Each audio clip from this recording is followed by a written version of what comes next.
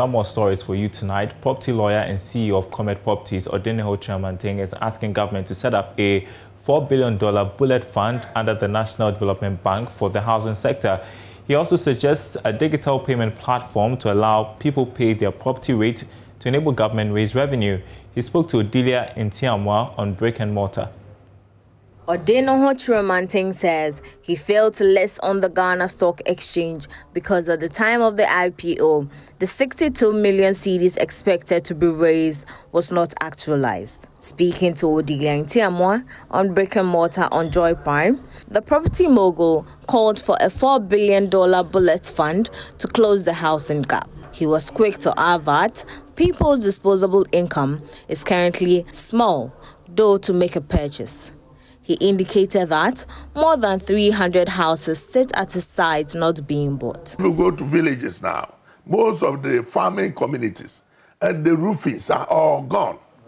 And these funds are areas that will take it. And then because they are concessional loans, if I'm paying about 10% in CD terms for 35 years, and then deposit is 20%, most of us can own houses.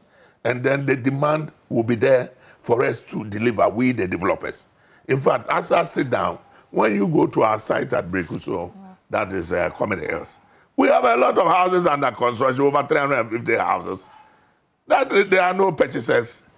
Granted that there are one or two problems, like somebody will complain the roads, which we know the government is going to fix it. Even when we finish, those we finished long time, people didn't have money to buy.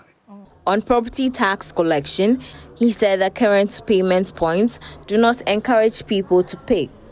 Odeniho Chiamanteng is asking for a digital payment platform. Recently, we received a message of our tax liability, which is about 800 cedis. The previous time they were giving me 300, I went and insulted them. That's why it is too small. Oh, wow. So, yes. So they brought me 800 cedis. Okay. To even know where to pay it was now a big problem. Issue. So they know, and they had to roam around.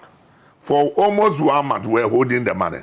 Then we received a call from somebody that they know they should meet him at American Junction, American House Junction, to give him the money. And he came to us and said, nonsense. We want to see the office and pay it. So that you can be consistent? Yes, so that we can be consistent. So later on, he said he was able to locate the place around Bawaleshi, and then we went and paid. It's because I care. That is why we've taken the border to do this. Yeah. So for me, I think we should be able to get credible agents and then give them the power and then demand that payments should never be made by cash. But there should be platforms that we can all pay on. He also wants the Lands Commission to spread its land title registry. We have 19 municipal authorities in this Accra, and now all the municipalities should have their own valuation board, should have a high court, should have a land registry.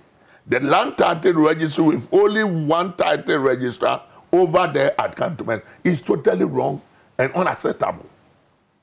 Every municipality should have its own high court and have a valuation board and have a revenue office and have a land title registry. Brick and Mortar shows every Friday at 1:30 on Joy Prime.